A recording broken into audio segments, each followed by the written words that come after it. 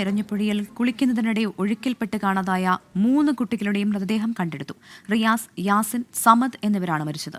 അരുൺ പാറയ്ക്കൽ ചേർന്നു. അരുൺ, മൂന്നാമത്തെ കുട്ടിയും മരിച്ചു.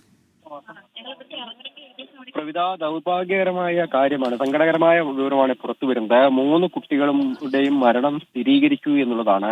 എരഞ്ഞിപ്പുഴ സ്വദേശി അഷറഫിന്റെ മകൻ യാസിൻ, മജീദിന്റെ മകൻ സമദ്, എരഞ്ഞിപ്പുഴ സ്വദേശി സിദ്ദിഖിന്റെ മകൻ റിയാസ് എന്നിവരുടെ മരണമാണ് സ്ഥിരീകരിച്ചത്. 2:30-ക്കാണ് ഈ കുട്ടികൾ അപകടത്തിൽപ്പെട്ടത്.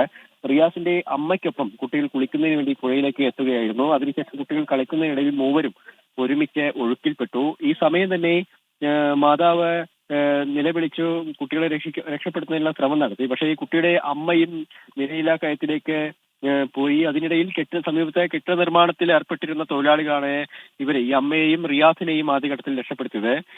അമ്മയെ വീട്ടിലേക്ക് മാറ്റി റിയാസിനെ ആശുപത്രിയിലേക്ക് കൊണ്ടുപോകുന്നതിനിടെയാണ് റിയാസിന്റെ മരണം സ്ഥിരീകരിച്ചത്. തുടർന്ന് 2 മണിക്കൂറിന് ശേഷം ഈ അപകടം നടന്ന സ്ഥലത്ത് നിന്ന് ഒരു 150 മീറ്ററോളം അകലെ നിന്ന് യാസിന്റെ മൃതദേഹം കണ്ടെത്തുകയായിരുന്നു.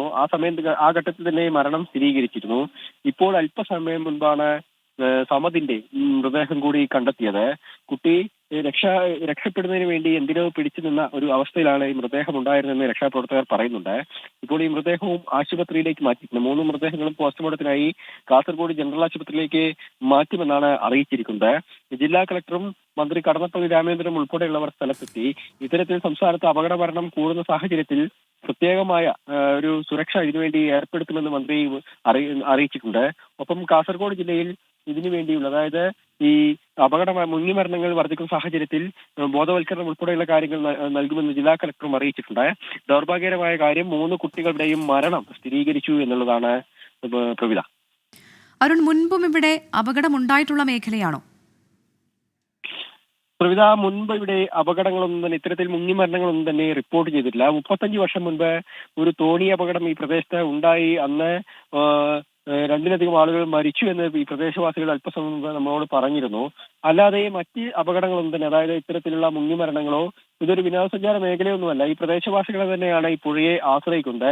അതും ഈ എരഞ്ഞിപ്പുഴ എന്ന് പറയുന്ന സ്ഥലമാണ്. ഈ ബോബിക്കാൻ നിന്ന് ബന്ദടുക്കയിലേക്ക് പോകുന്ന ഒരു റോഡാണ്. ആ റോഡിലാണ് ഈ എരഞ്ഞിപ്പുഴ എന്ന് പറയുന്ന സ്ഥലവും അതുപോലെ തന്നെ പാലവും ഒക്കെ ഉള്ളത്. ആ പാലത്തിന്റെ തൊട്ട് സമീപത്താണ് ഇവർ ഈ 3 കുട്ടികളും അതുപോലെ തന്നെ ഈ അമ്മയോടൊപ്പം കുളിക്കുന്നതിനായി എത്തിയത്. അവിടെ നിന്ന് ഈ പുഴയിൽ കളിക്കുന്നതിനിടയിൽ കുട്ടികൾ മൂവരും ഒഴുക്കിൽപ്പെടുകയായിരുന്നു. അങ്ങനെയാണ് ഈ അപകടം സംഭവിക്കുന്നത്. ഇവിടെ ഈ അടിയൊഴുക്കും അതുപോലെ തന്നെ വിസിബിലിറ്റി കുറവും ഒക്കെ അനുഭവപ്പെടുന്ന ഒരു മേഖലയാണ്. അതുപോലെ തന്നെ ചെളിയും നല്ല രീതിയിൽ പുഴയിൽ അടിഞ്ഞുകൂടിയിട്ടുണ്ട്. നല്ല ആഴമുള്ള സ്ഥലമാണ്.